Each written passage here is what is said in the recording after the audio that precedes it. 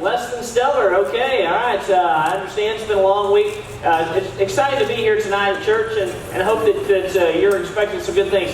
Kids, if you'll come on down, we've got kind of a grab and go thing here. You pick up one from one and one from the other and move on, all right? So one and one from each box, and then you move on, all right? So you guys are set. Kids, come on down. One of my favorite parts of the whole thing. And no fighting, right? Just one and one and move on, all right? Okay, I think we're good. I think there's going to be no fights. Great job. It's I guess it's been just a few weeks ago that I found myself in a familiar place for me. For the last 5 or 6 years, I found myself in Makuyu, Kenya, and they've recently redone the roads. And when I think of Makuyu, I'm reminded of red dirt. I'm reminded of red clay sitting on the trees and that kind of thing. And I don't know that I can put it into words really well, but God keeps calling me back to that place.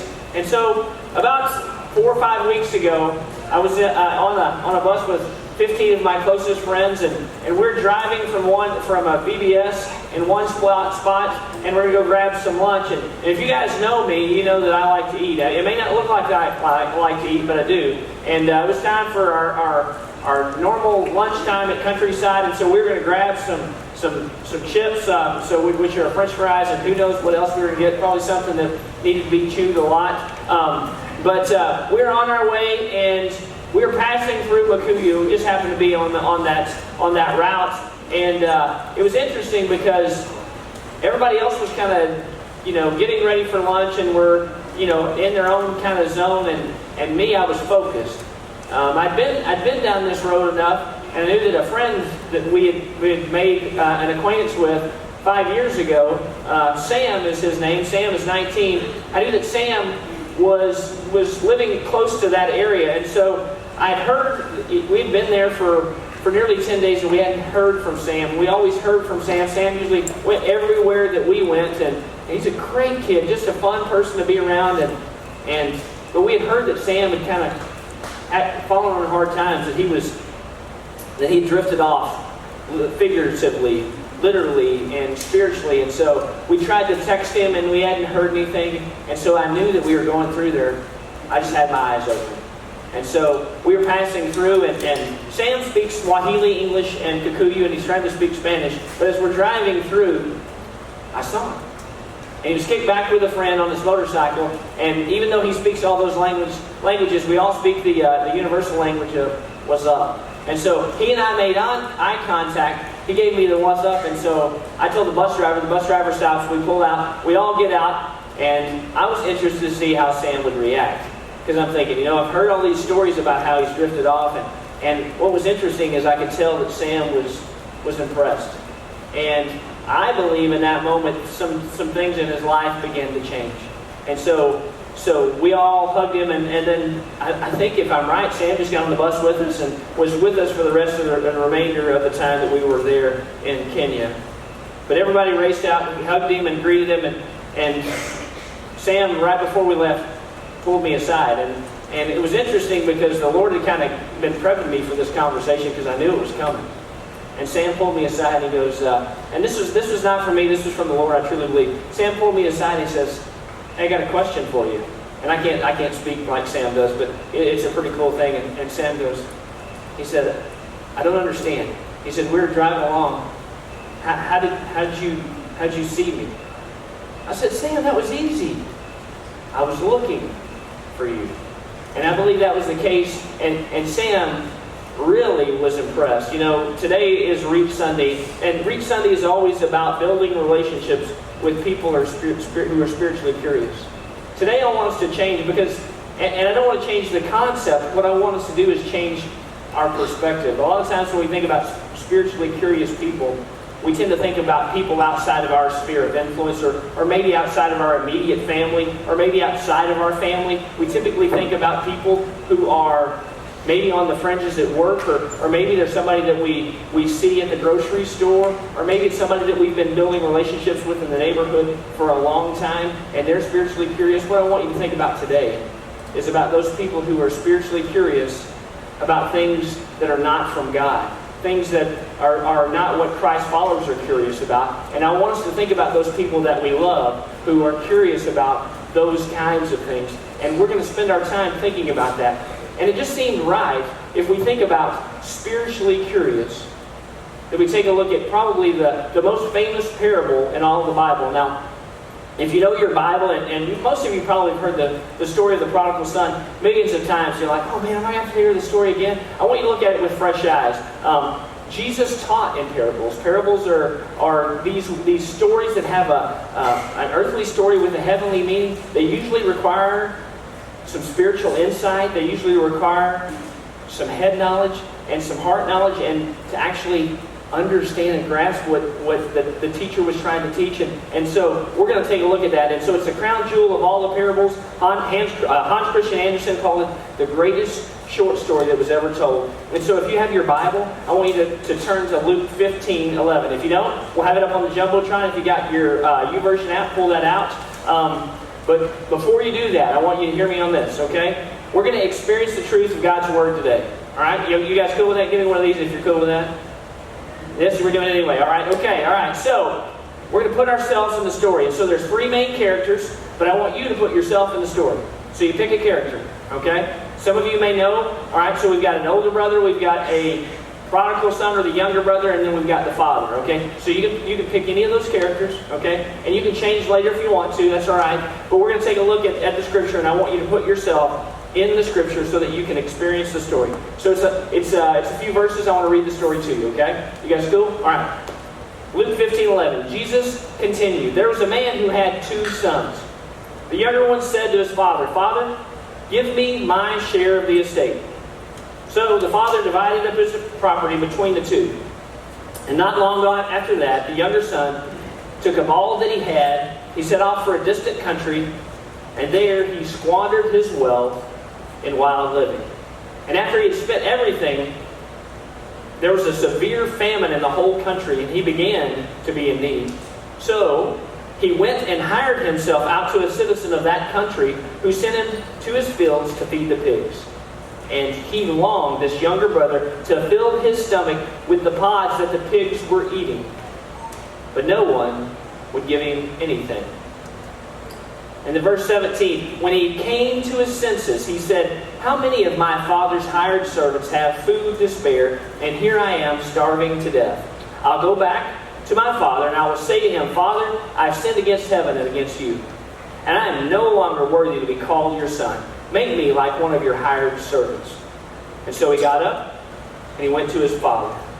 But," there's the big but while he was still a long ways off, his father saw him, catch this, and was filled with compassion for him.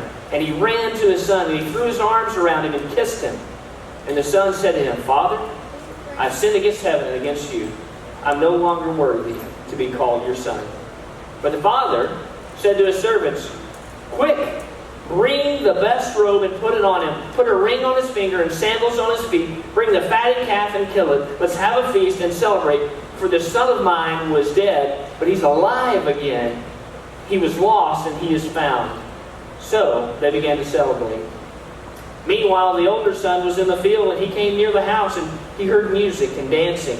And so he called one of the servants and asked him, "Hey, what's going on?" "Your brother has come," he replied, "and your father has killed the fatted calf because he is back with him safe and sound." And the older brother became angry and refused to go in. So his father went out and pleaded with him.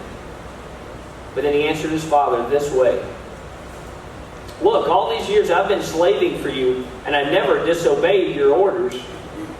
Yet you never gave me even a young goat so I could celebrate with my friends." Notice he didn't call him his brother, but he says, "But when this son of yours, who has squandered your property with prostitutes, comes home, you kill the fatted calf for him." "My son," the father said, "you're always with me, and everything I have is yours. But we had to celebrate and be glad, because this brother of yours was dead. He's alive again. He was lost, and now he's found." So when you read through the story, we read through it, you had three possibilities, and I hope you didn't choose the fatted calf or the pigs, okay? All right? So you had the prodigal son, you got the father, and you got the older son, all right? So let's take a look at each one of these characters in the story that Jesus told. First, we'll start with the prodigal son, okay? We always name it the prodigal son, all right? That's not what Jesus called this story. He just told the story. So the prodigal son goes to his father, all right? What does he do? He walks up to him and says, "Hey, Pops, I'm just going to go ahead and say this. I wish you were dead. Will you go ahead and give me my inheritance?" Okay? So in Jewish society, he's the younger son. So there's two sons. He gets a third of what's there, and he just says, "Hey, Dad, wish you're dead. Let me have my money." And so what's interesting is, and we'll talk about this in a minute, Father gives him the money. Okay? And then he proceeds, the prodigal son does, with all this inheritance that he has, he proceeds to go lose it all. And he does a pretty good job of it. He didn't lose just a little bit of it. He loses it all. And he does it by squander it on loose living, wild living, whatever you want to call it. He goes all out. He doesn't mess around, and he loses all this money. Now here's the interesting thing. This is a side note, okay? Every single one of us out here, today, wherever we come from, we're placed to, when we enter this world, we all come to this world with a huge hole in our heart. A God-sized hole that only God can fill. And we go about trying to fill that God-sized hole with one of two things. Either God or anything else. And this young boy, this teenager, this younger son, tried to fill it with the wrong kinds of things. And we can find ourselves in the same way. You see, you're either worshiping Jesus or you're worshiping something else. The consequences are eternal. And you know, when we go about filling that hole, the best way to describe that is worship. Okay? Even if it's the wrong thing, you're worshiping the wrong thing. But when you go to fill that God-sized hole, that's worship. But back to the prodigal son. So he lives loose, and then verse 17, what happened? It's like a light bulb went over his brain, and he thought to himself, "Hey, I'm a Jew, and I'm feeding an animal that I can't eat, and I'm all in this nasty place. I don't even have enough to eat. I'm going to go back home." And so what does he do? He goes back home. And he has this speech prepared, but he heads back home. And he doesn't even, I don't know if you guys notice this, he doesn't even get this to finish his speech, because enters in our second character, who's the father, okay? So here is and some people don't call it the story of the prodigal son, they call it the story of the loving father. The boy shows back up. Before he leaves, he asks for his inheritance. Did you notice that the father just gave it to him? Just unconditionally said, "Okay, you want your money? Here you go, buddy." And he gave it to him. And then when he comes back, there's no conditions placed on this young boy, this prodigal son who comes back. No matter what he did. Did you guys notice also? This loving father, he didn't go chasing down his son. He didn't go to the bars or the honky tonks and grab his son by the ear, pull him out and say, "Hey, what are you doing?" No, he waits. And he waits for his son to come back. Now, I don't know if you guys are parents yet. Obviously, this side you're not. Okay, one of these days you will be. But what's interesting to me is when the prodigal son shows back up, did you notice how the father responded to the prodigal son?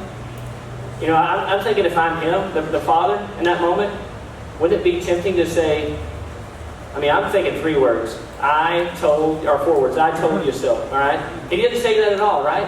What's interesting is, at any point, and any person in this story had the right to be the truth teller in this moment, it was the father. And what did he do? Pretty much the opposite of what you would expect, which is why we tell the story. You see, the father decided that it was important to love his son. You know,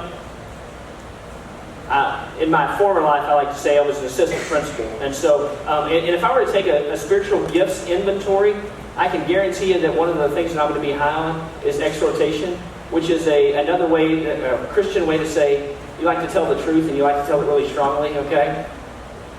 And some of you guys who are truth tellers, who are exhorters, one of the things that you're going to have to learn in this moment is when there's prodigals, when there's people that you long to be close to, the truth is the very first thing that they need to have. They need to have love first. And so one of the things I just want you to know is, another way for us to say that is, relationship always trumps the rules. When it comes to parenting, when it comes to kids, when it comes to the people that you love, relationship is always more important than rules. You know, it's easy to say. It's really hard to live. It's really hard not to want to do that. Ephesians 4:15 is where we take our marching orders for that passage. And it says this: instead, speak the truth in love, and we will grow. How about this? We will grow to become, in every respect, the mature body of Him who is the head. That is Christ. We're to speak the truth in love. So if you can't speak the truth in love, keep your mouth shut. Okay? Alright? Just keep your mouth shut. You know, it's hard to speak the truth. It's harder to speak love. And it's the very hardest to speak the truth in love.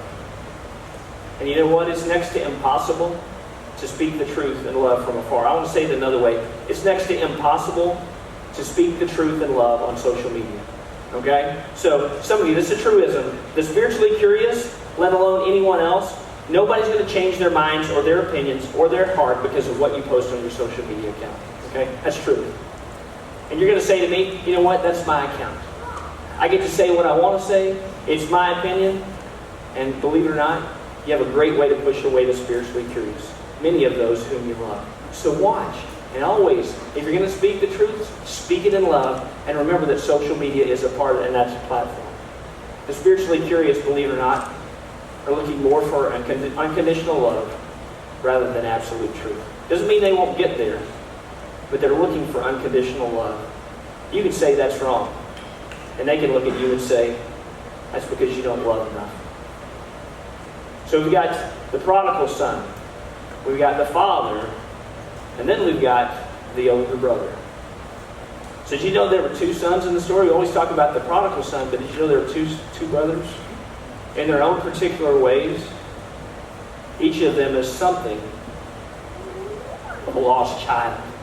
The older brother, he's resentful. He's also more than a little envious of his brother who got to go off and have this great, luxurious life and spend everything and doesn't get punished. But did you notice a few things about his little speech that he gave? Did you read through that speech?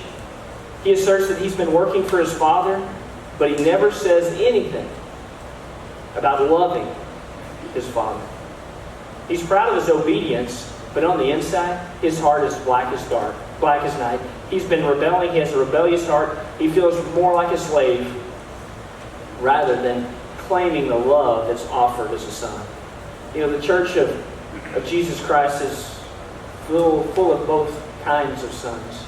The ones who wandered off and the ones who stayed at home. And it's important that we remember the most important part of the whole story is that we're to receive the love of the Father. God calls each of these kinds of prodigal sons and daughters back to that love, not just in order to experience being unconditionally loved, so that we ourselves may learn to practice the abiding and unconditional love of the Father in the story. So you had a chance to pick the three. Which did you choose? And now that you've had a chance to go through the story, which one would you like to be? Some of you may say, hey, I'm sticking with who I'm one of those brothers and I'm sticking with it. But I hope that if you look at the three characters of the story, that you'll choose to emulate the love of the Father in this story. That's what it's all about. That's what we're called to do. We as Christ followers are called to emulate that.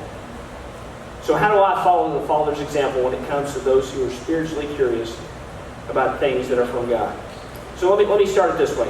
If you have kids that are in your home who are grade school age, that goes all the way up to 12th grade, I want to tell you this. You've got one set of rules, okay? All right? Your set of rules are simply this.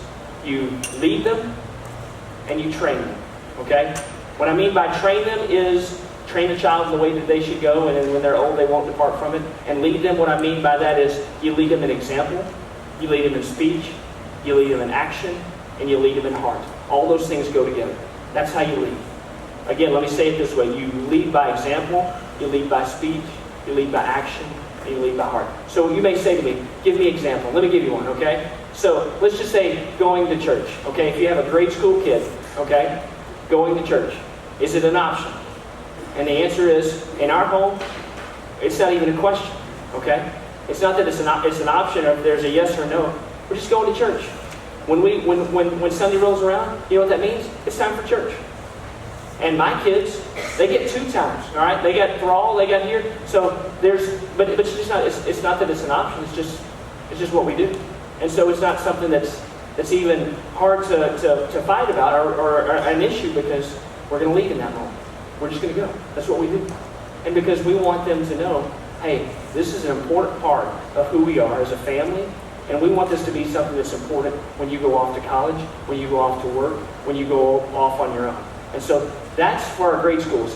Everybody else that's older, let's talk about that for just a second. We're going to follow simply the example that the Father set for us, okay? And that's this. If the song Frozen, the movie Frozen, you let them go. It's kind of scary, isn't it? You let them go. You let them know you love them, but you let them go. And then, what's interesting that the Father did, if we're going to follow His example, we watch. Okay? So parents, if you've had toddlers, this is a great example, okay? Now when you have a toddler, what happens with them when you are anywhere? You have to watch them, right? Because if you don't, they'll be doing crazy stuff. Stuff that you're like, I can't believe they got that and that. Oh my gosh. Or, I can't believe they did that so fast. Or, I don't know if you've seen some of these YouTube videos, but it's amazing how fast they can tear up. So you got to watch. Okay? Okay, I'm no Rhodes Scholar. Okay? I'm not the most intelligent person in the room, but I can tell you when I read this story, the most loving thing that happened in this whole story was that the Father, it's not that He ran, it's that He was watching. And you know what you got to do if you find yourself in this example, if you find and you want to emulate the Father, you watch, and you watch. Because what that represents is a father who is pleading to the Lord for His son. He's asking God to give him a son back. And so he's watching. And then when he watches, what does he do? I don't know what they call it in Jewish wardrobe, but he hikes up his skirt and he takes off and he runs when he sees his son. His son didn't have to knock on the door because when he was a long ways off, the Father saw him. And so for us, that means for the folks that we're close to who are spiritually curious, we watch, and we watch. And then finally, it comes to this. John 1:17 says it this way: for the law was given through Moses, grace and truth came through Jesus Christ. So we're to have, because of what Jesus did for us, we're to have grace and truth for those who are spiritually curious that we love. Grace and truth are the way to the spiritually curious. Grace first, truth second. Grace first, truth second. When I see them, when I see those people who are spiritually curious that I love, I'm going to take off running towards them. And when they come and I see them and I get close to them, I'm not going to hug them. The story didn't say that he hugged him, did it? It says, no, he threw his arms around. Throw your arms around. Don't hug them. Take care of their physical needs. You got sandals and a new robe and a ring and a meal. And then they celebrated. And if you find yourself in this story, I think it's important that you remember this. No matter where you are in this process, hear me out on this one, guys. Forget what other people think about you. Just forget it. Don't worry about what other people think about you. Don't worry about what the older brother thinks. Love, love, love. And if you're spiritually curious, and your curiosity is killing you, hear me today. Please, please come home. Did you realize today that in this parable there's no real ending? Jesus wanted his audience to figure it out on their own. They wanted to know his teaching and the heart behind his teaching, and he wanted them to figure it out. And so it is with us. The Dutch Catholic priest, Henry Nouwen, said of this story, all the gospel is there. Seeking and accepting God's forgiveness letting God change our resentful hearts and give us joy, but also the understanding that God welcomes us home so that we may become the home of God. The Father's grief, forgiveness, and generosity are all qualities we are called on to experience and share with those who are spiritually curious. Let's pray. Lord, we hear the truth of what you're saying today, and we long to experience the love of the Father. Lord, wherever we find ourselves when it comes to spiritual curiosity today, Lord, I pray that we would find ourselves at home in you, that we would be your home, and that we would provide a home of love. And Lord, I pray that you would do amazing things in the time that we have to respond. Lord, I pray that you would open hearts regardless of where we are. Lord, I'm convinced and I'm reminded, Lord, we need you. In the words of Tears Green, no longer mine but yours. No longer me, but you. Lord, I pray that would be our prayer today. In Jesus' name, amen.